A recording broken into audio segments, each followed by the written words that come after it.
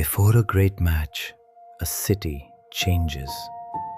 Cafes fill early, streets become quieter. In homes, people turn toward the same screen. On a small patch of grass, a teenager places a worn ball on the ground and waits for friends to arrive. It is only a ball. It has no language, no passport, no memory of who last kicked it. And yet, when it begins to move, millions of people can feel the same hope, the same tension, the same sudden fear of losing something that matters. Soccer is played in stadiums, on schoolyards, beside apartment blocks, on beaches, and in alleys where two bags can become goalposts. The space changes, the shoes change, the ball changes, but the invitation remains almost exactly the same. Pass it, chase it, defend your side, find a way through. For some people, the game is a weekend habit. For others, it is family memory, a first match with a parent, a difficult loss shared with strangers, a neighborhood that feels larger when its team plays. That is the strange power of soccer.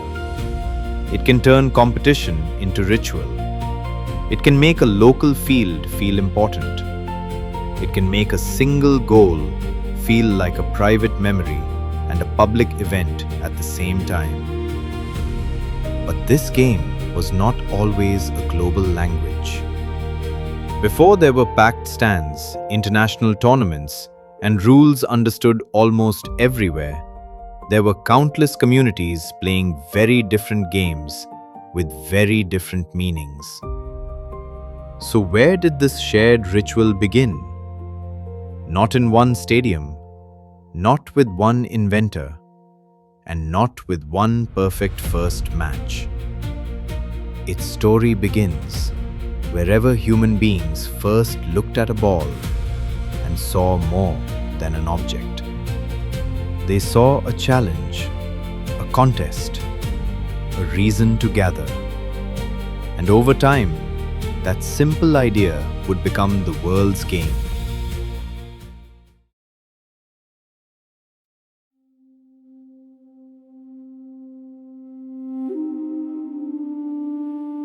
Long before modern soccer had rules, referees, or stadiums, people in different parts of the world were already creating ball games. In ancient China, one of these traditions was chuju, a game remembered in Chinese cultural history as an early form of football play. It was not modern association football. Its rules, setting, and social world belonged to its own time. Across the world in Mesoamerica, communities built formal ball courts for a very different tradition. Players faced a heavy rubber ball in a game connected not only to skill and competition, but also to ceremony and public life. This was not a forgotten version of today's soccer. It was its own cultural universe. That distinction matters. It is tempting to search for one ancient game and call it the beginning. But history is rarely that neat.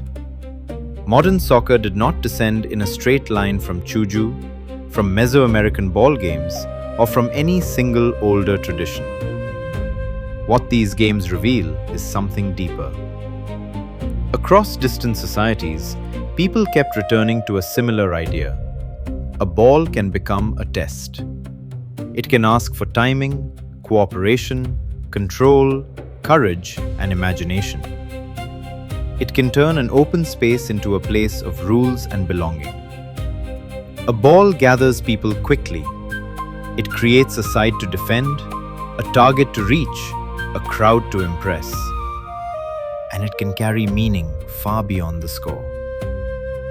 That human instinct to play together, compete together, and remember together appeared long before soccer became recognizable.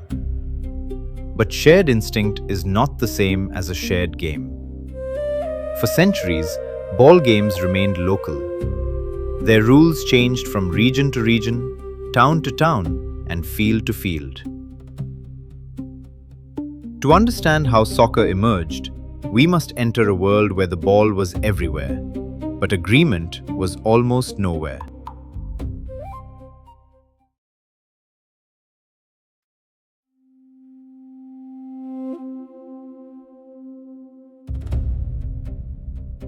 In medieval and early modern Europe, football was not one game. It was many games, shaped by the people who played them. One town might allow carrying the ball, another might forbid it. One match could take place on an open field, another could move through lanes, gates, and village streets. Team sizes were uncertain, boundaries were flexible. Even the idea of a foul could depend on who was asking. The game could be loud, physical, joyful, and disorderly. For the people who played it, that was often part of the point. These matches belonged to festivals, neighborhoods, schools, and local traditions.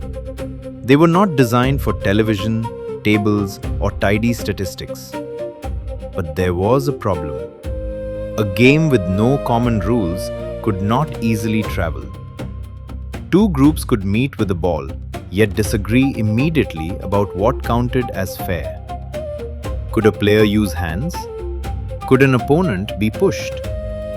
Where did the field end? When did the match end? Without agreement, the game remained tied to the place where it was played. That made it rich in local character, but it made wider competition difficult. By the 19th century, schools and clubs in Britain were playing their own versions of football. The word sounded familiar, but the experience could be completely different from one field to the next. Some wanted a game built around carrying and physical contact.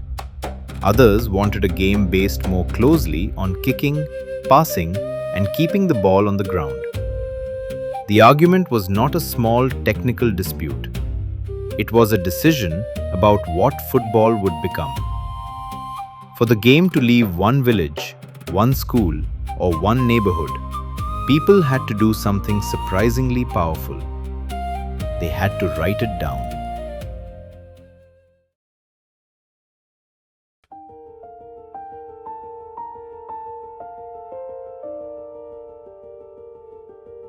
In 1848, students at Cambridge wrote down a set of football rules and displayed them on Parker's piece. The Cambridge rules did not settle every question forever, but they showed that a game could be made portable. Players from different backgrounds could arrive at the same field and begin with an agreement. That idea changed everything. By 1863, representatives of London clubs met to form the Football Association. Their task was difficult. Football already existed, but it existed in competing forms. Some players wanted to carry the ball. Some accepted hacking, the kicking of an opponent's shins. Others wanted a game built more clearly around the feet. The choice was not only about safety, it was about identity. What kind of game would football be? The new association created a written code. The early FA laws drew heavily on ideas already present in the Cambridge rules, especially the rejection of carrying and hacking. A local pastime had begun to acquire a common language. Now a player could travel beyond one school or one town and still recognize the purpose of the field. There was a ball, there were goals, there were limits. There was a shared expectation of what counted as play. Writing down rules did not make football less human. It made the human drama easier to share. A pass could mean the same thing to strangers. A disputed moment could be judged against something larger than local custom. The rules were never perfect. They would keep changing for generations. But once football had chosen a written identity, it no longer belonged only to the places where it began. It was ready to enter a bigger world.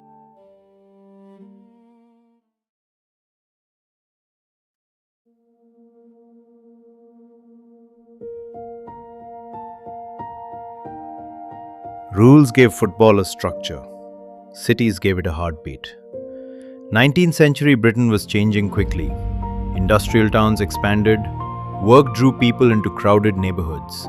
Railways shortened distances between communities that had once felt far apart. In that changing world, football found places to grow. Teams were formed through workplaces, churches, schools, and local associations. A club could give a neighborhood a name to gather around. A match could turn an ordinary afternoon into a shared event.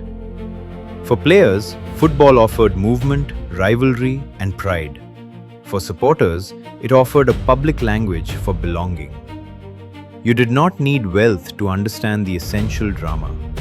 You needed a ball, a patch of ground, teammates, opponents, and someone who cared about the result. That simplicity mattered.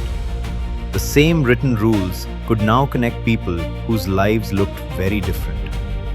A team from one city could meet a team from another. A competition could bring together schools in the south and clubs shaped by industry, church, and philanthropy in the north. Football did not erase local identity. It gave local identity a stage, a color, a song, a route to the ground, a familiar face in the crowd. The game became a ritual because it returned. Week after week, season after season, people learned to place pieces of their lives around it.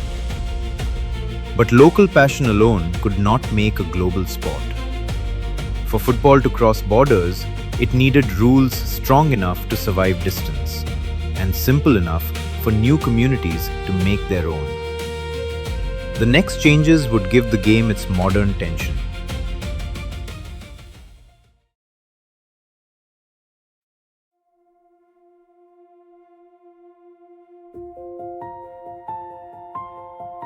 Modern soccer feels simple because generations of players argued over the details. A goal, a line, a restart, a referee, an offside decision. These are not decorations around the game. They are the framework that turns a kick of a ball into suspense. The early laws kept evolving. The goal area appeared in 1869. Corner kicks followed in 1872. The penalty kick entered the laws in 1891. Each change answered a practical question. What happens when the ball crosses the line? What happens when defenders stop an attack unfairly? How can a match stay competitive without becoming chaos? Rules create limits, but in sport, limits also create possibility. Because everyone knows the goal is narrow, a shot can feel impossible. Because time is limited, a late attack can feel urgent. Because offside prevents players from simply waiting beside the goal, space becomes something teams must create. In 1886, the International Football Association Board was founded to preserve and develop the laws of the game. That gave football a living rule book, one that could change without losing its basic identity. A match in one country could still make sense in another. That is why a simple local game could become shared drama on a larger scale. The field became a stage with recognizable stakes. The referee became the keeper of a common agreement. The whistle turned confusion into a decision. Soccer did not become compelling because the rules became complicated. It became compelling because the rules made every small moment matter. And once those moments could be understood across borders, the game was ready to travel.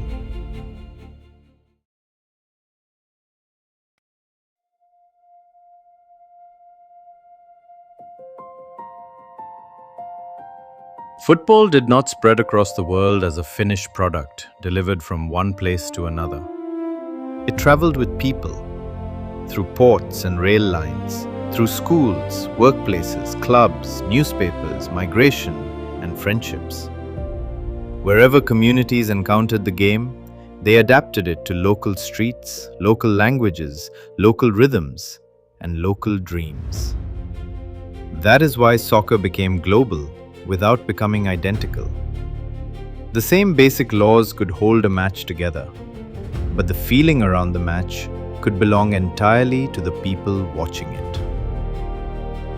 In 1904, 7 national associations formed FIFA in Paris to help organize football beyond national borders.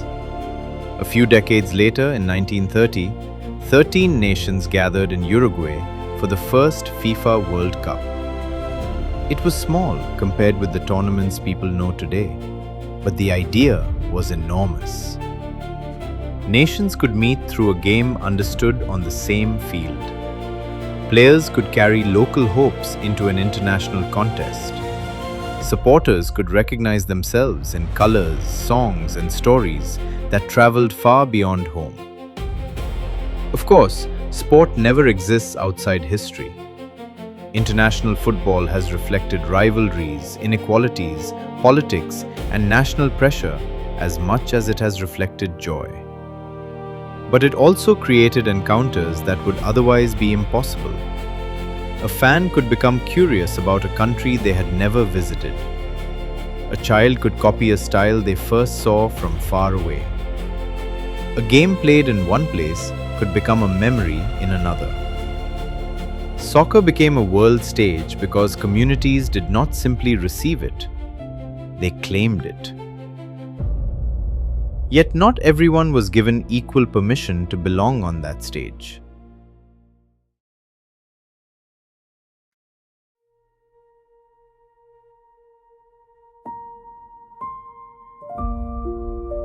The history of soccer is not only a story of expansion, it is also a story of exclusion and of people refusing to disappear.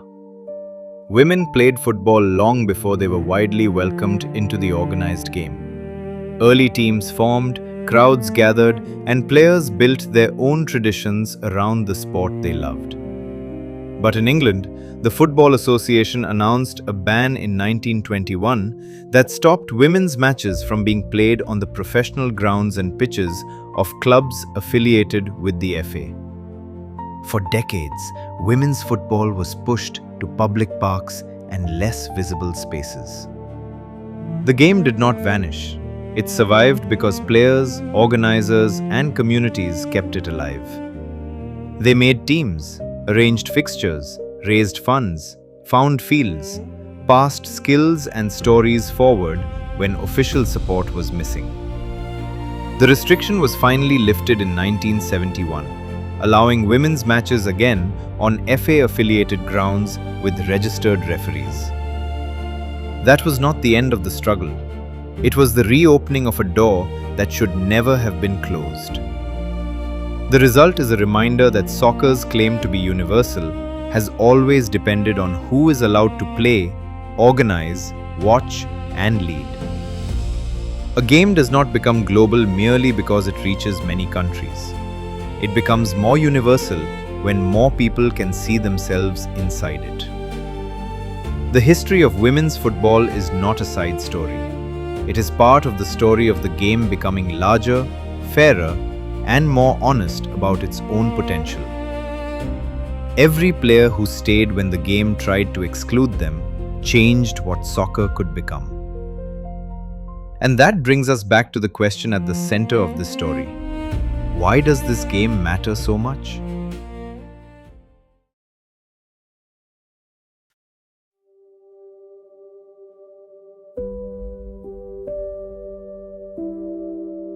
A ball rests on grass.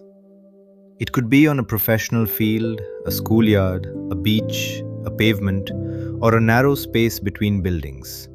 It does not need much explanation. One person can begin.